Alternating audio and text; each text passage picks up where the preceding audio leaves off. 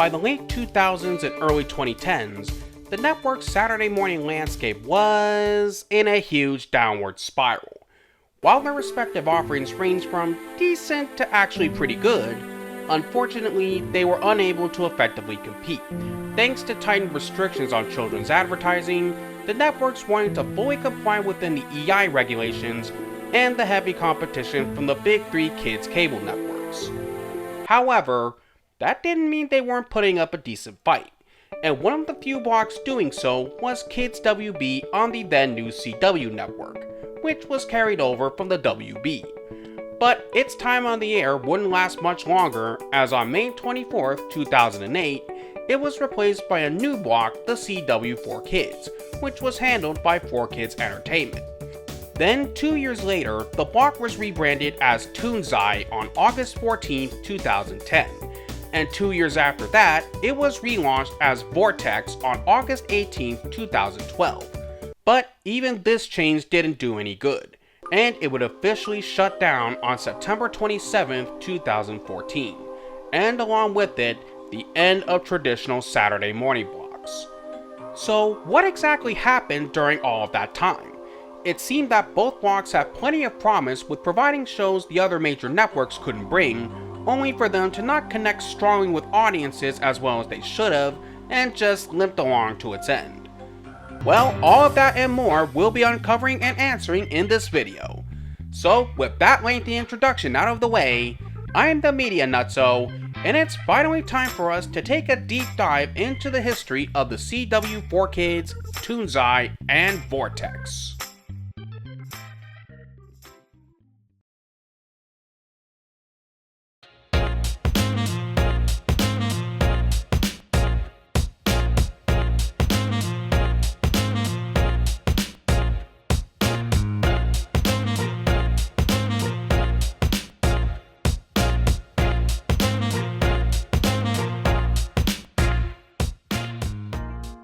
Of course, before we can truly get things going, we first need to lay out the foundation of how the CW4Kids came into existence.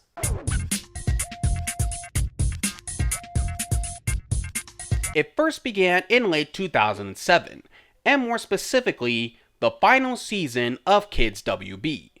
Sadly, at this point, Kids WB was now a hollow shell of its former glory. Many of the block's most popular shows had either ended production or had been dropped from the block altogether, and although it was averaging a .98 rating and remained as the top-rated network's Saturday morning block, that position no longer mattered, and many of their newer shows weren't as popular as the ones that came years before. What didn't help either was that the block was dealt a huge blow, thanks to the government clamping down on food ads aimed at kids, which dramatically reduced ad revenue, and its in-house staff was reduced to only 10 employees.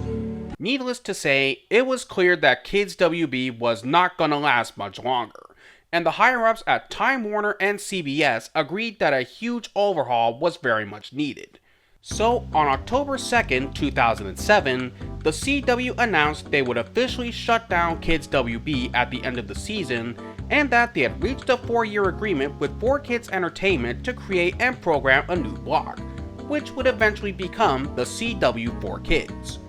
During this same time, 4Kids have been having great success with handling Fox's Saturday morning block for 6 years, which first began as the Fox Box in 2002 and was later rebranded 4Kids TV in 2005. By 2008, however, both parties were having various issues, like 4Kids not having paid Fox for the time lease in a good while, and Fox not securing the 90% clearance for the block due to many of their affiliates refusing to carry it and not being able to get any secondary affiliates to pick it up. So, on November 10, 2008, 4Kids announced that 4Kids TV would end its run on Fox, which it did a month later on December 12th. Alright, flipping it back over to the CW, Kids WB would air for the very last time on May 17, 2008. And the next week on the 24th, the CW4Kids made its network debut. So now that we've got all of that laid out, it's high time we take a deep look at how this block played out.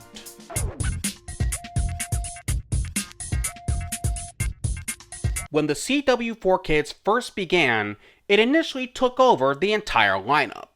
Now, I know many of you are saying, well, no duh, of course they took it over. That's what was asked of them. Yes, but I also meant it literally. Likely due to contractual obligations, for the first couple of months on the air, the block carried over all of the shows from Kids WB's final lineup, which included Johnny Test, Eon Kid, Magi Nation, Skunk Fu, The Spectacular Spider-Man, Tom and Jerry Tales, Will and Do It, World of Quest, and a little later on, The Batman. They even repurposed nearly all of the bumpers that were created during that season, but changed all mentions of Kids WB with the CW4Kids.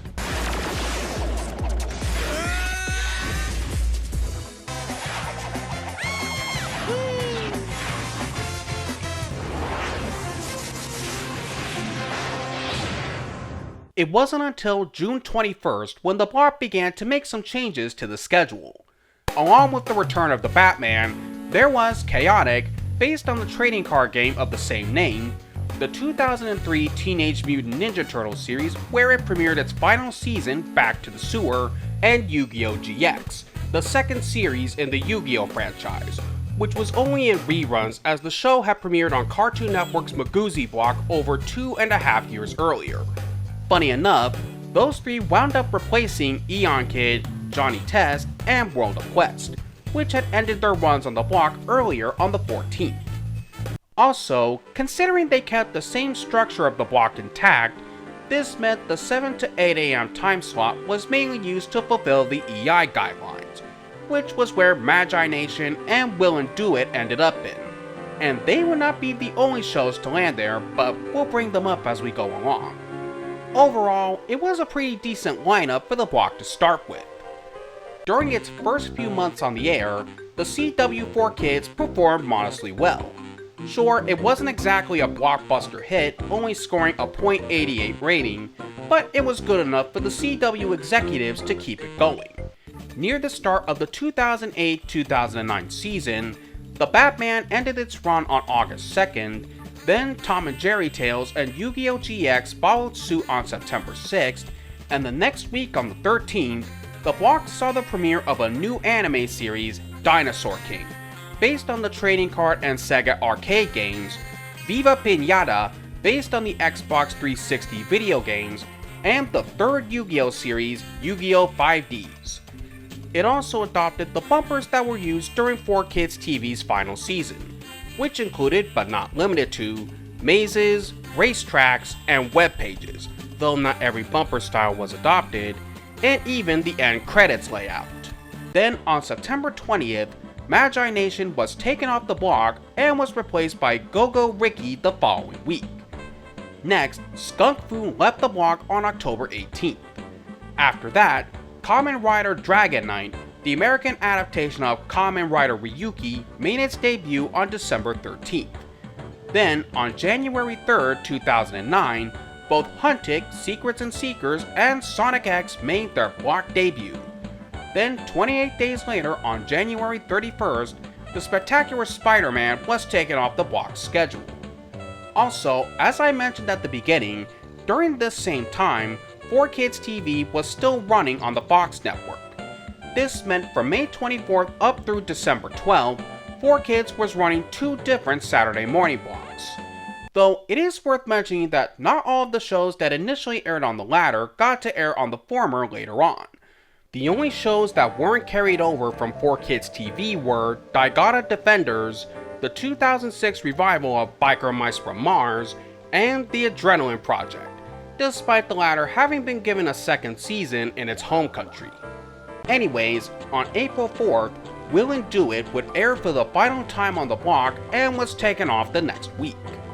Then, during the summer of 2009, the block saw the debut of both Winx Club and Kirby Right Back At Ya.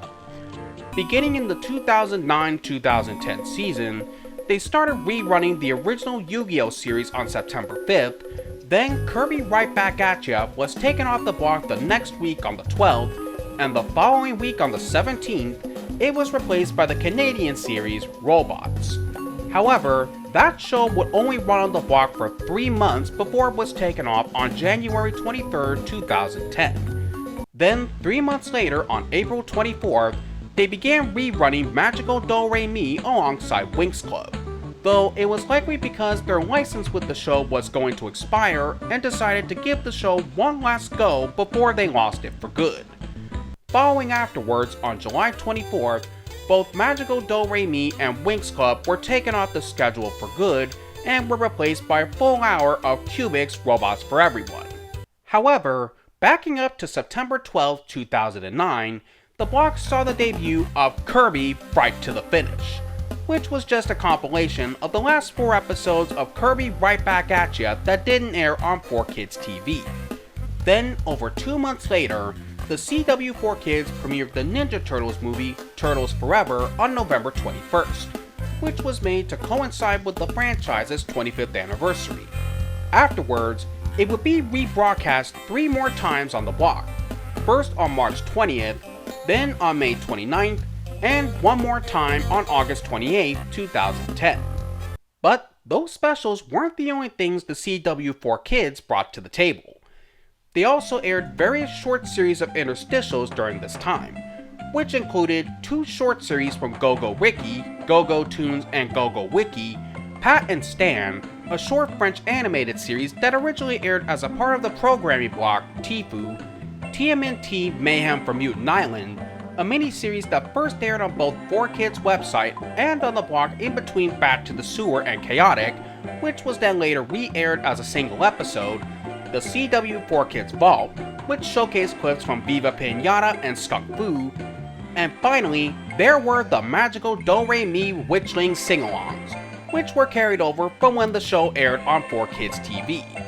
These music videos would be played at the end of every episode.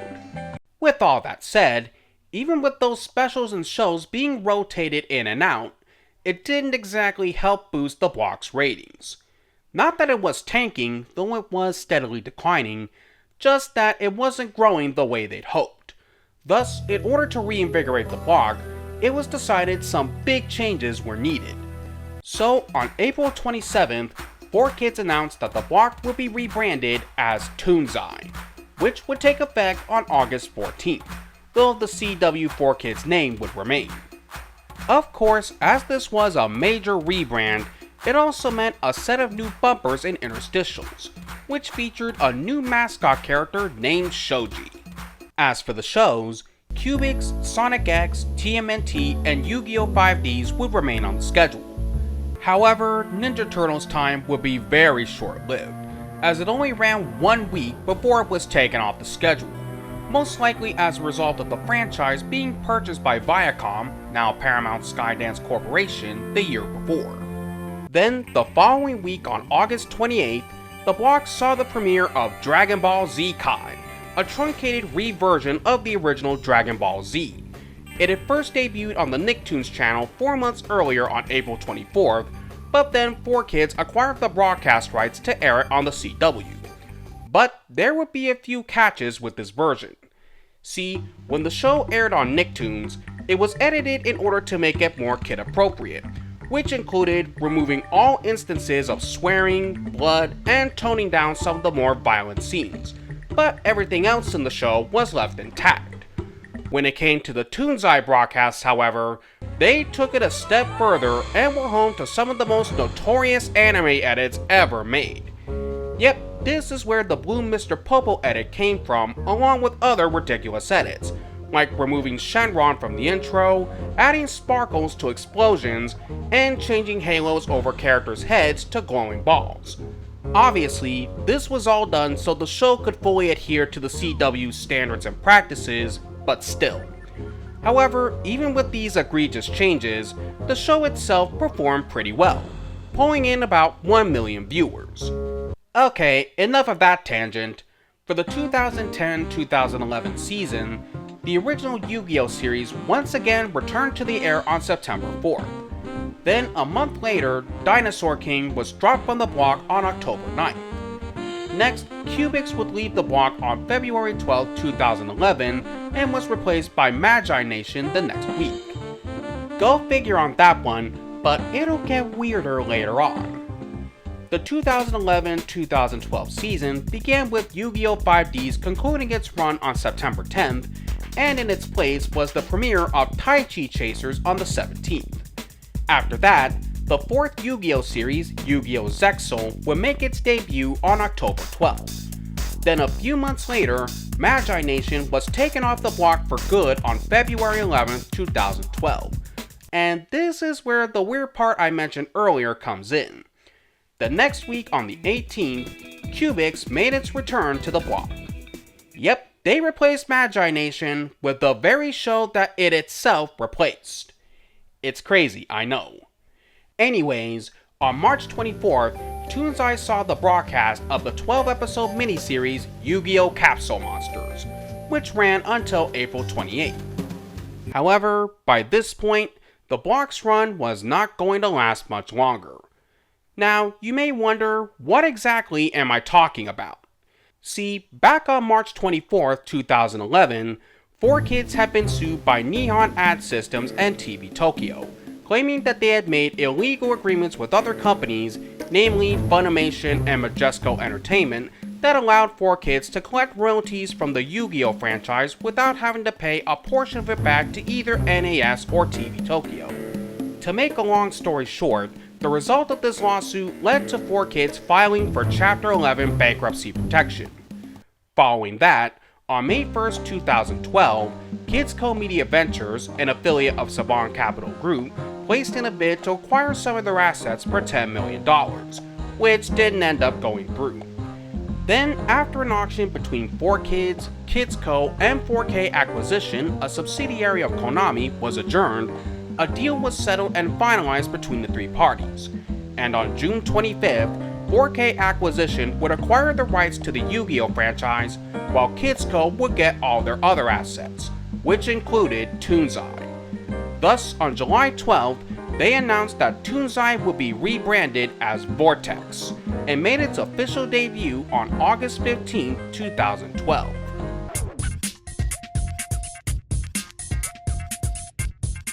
When Vortexx first started near the beginning of the 2012-2013 season, like before, it carried over many shows from its predecessor, namely Cubix, Dragon Ball Z Kai, Yu-Gi-Oh! And Yu-Gi-Oh! Zexal.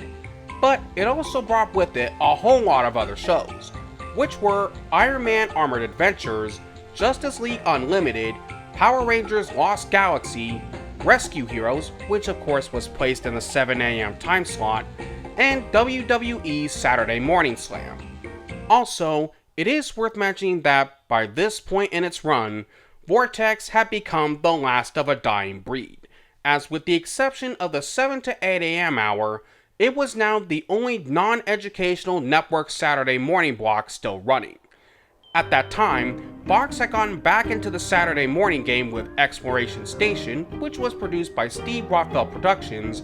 CBS had canceled Cookie Jar TV in favor of the CBS Dream Team, now called CBS Weekend.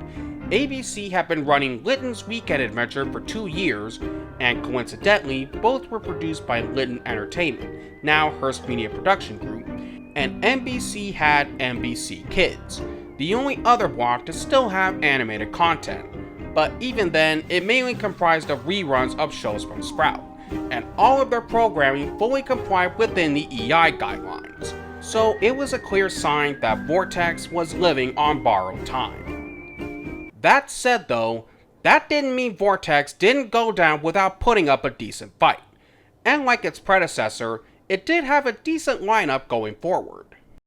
Getting back to the schedule, on September 22nd, Cubix was taken off the schedule and was replaced by a second episode of Rescue Heroes. Then, 2 weeks later, Sonic X made its return on October 6th. After that, Vortexx ran the Tiny Toon Adventures Halloween special, Tiny Toons Night Ghoulery, which aired on October 27th and again on November 24th, making it the oldest program to air on the block. Also on that same day, Iron Man Armored Adventures was taken off the block, and 2 weeks later, it was replaced by Transformers Prime on December 8th. Also, they aired a special lineup of Christmas specials throughout that December, first with the Yummy Gummy Search for Santa on December 1st. Yes, they really did a Christmas special based on the hugely popular Gummy Bear YouTube series. That was followed up by Spike Saves Christmas on December 15th, and then Spike's Reindeer Rescue on the 22nd. Next, Power Rangers Lost Galaxy left the block on January 12, 2013. Then, The New Adventures of Nano Boy premiered on March 9th, which took over Rescue Heroes Full Hour for over a month until April 20th when they brought Rescue Heroes back and reduced it to 1/2 hour showing. And from there, it would run for 4 months alongside Rescue Heroes until it left on August 10th. Afterwards, WWE's Saturday Morning Slam was taken off on May 11th, followed by Transformers Prime on June 1st, and on July 13th, the Canadian series Bolts and Flip premiered on the block, notably making it the last new animated series to premiere on network Saturday mornings. On August 17th, at the start of the 2013 and 2014 season, the block debuted The Adventures of Chuck and Friends, B-Damon Crossfire, and the return of the Spectacular Spider-Man, making the latter the very last show to be carried over from the Kids WB years. Finally, on January 18th, 2014, the block would drop B-Damon Crossfire, and the next week on the 25th, the block premiered Digimon Fusion, which had begun airing on Nickelodeon on September 7th, 2013. Then, The Adventures of Chuck and Friends would leave on February 8th, 2014, and was replaced by, you guessed it, another episode of Rescue Heroes. Leaping forward to the late summer, both Rescue Heroes and Justice League Unlimited were dropped from the block on August 23rd, and on the 30th, they saw the return of Cubix, again, and a second showing of the Spectacular Spider-Man respectively. With those shows' departures, the block was now left with just 8 shows, and it would basically coast along in reruns. Granted, not to the extent of the last 4 years of ABC Kids, but still. However, none of this would matter anyway, as Vortexx only had 4 weeks left on the air. On June 5th, 2014, the CW announced they were going to cancel Vortexx altogether in the fall and made an arrangement with Linton Entertainment to program a new block that would fully fulfill the EI mandates, which would become One Magnificent Morning, and it would make its premiere on October 4th. And as mentioned earlier, Linton was also programming CBS Dream Team and Linton's Weekend Adventure at that same time. That, along with the matter of declining ratings, decreasing ad revenue, and the pivot toward cable networks and video on demand. And so, on September 27, 2014, Vortexx aired for the final time with the 89th episode of Yu-Gi-Oh! Zexal, Darkness Dawns. And with that, it marked the end of an era. While it was very sad to see it end, it was also understandable why this decision was made. No other way to say it, the traditional Saturday morning format was pretty much dead in the water. Thanks to the big children's cable networks providing a lot of non-educational animated content 24/7, video on demand allowing people to choose whatever show or episode they wanted, and especially internet videos, there was no longer a strong desire or urge to get up early on Saturday mornings to watch cartoons. Plus, it had grown more difficult to sell non-educational content to the big networks, as they were more in favor of having low-cost shows that fulfilled the EI mandates and the tightened restrictions on children's advertising.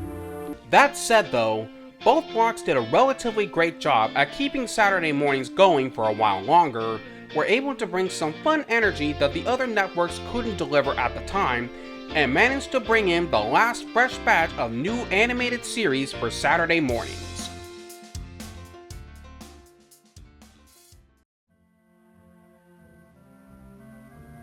In conclusion, the CW4Kids, Toonzai, and Vortexx were fun and creative blocks. While they may not have been the biggest hits, overall they were able to stand out thanks to them being the last of the non-educational blocks on network Saturday morning, and were successful in bringing unique shows you really couldn't get from the other big networks, especially during this time. Even if it did mark the end of an era for television, they still left an impression with many people who were able to catch them at the right moment. I hope that you all enjoyed this video and that it helped give you a fun insight into the history of the two blocks.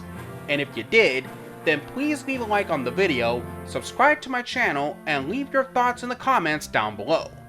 With that said, did you watch either block when they were on? What were your favorite shows from each? And were you sad to see it all end? Until next time, this is Media Nutso saying, thank you all very much, and I'll see you on the next one.